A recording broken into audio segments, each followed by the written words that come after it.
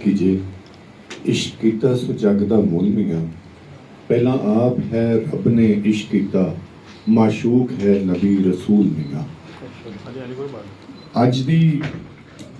बैठक, अज दा मेला मेला हमेशा कर्मा वाला हुंदा है,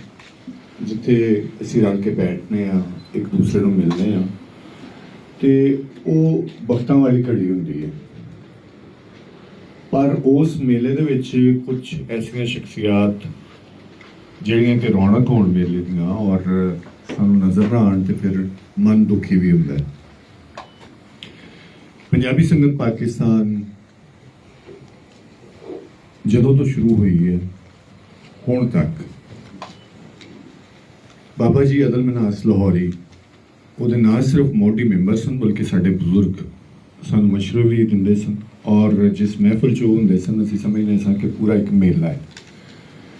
बाबा जी का जाना एक पूरी रवायत का जाना है, एक रवायत जिहड़ी साडे कोल हजूरी बाग की रवायत बहुत मजबूत पंजाबी शायरी विच वो ऐसा मुशायरा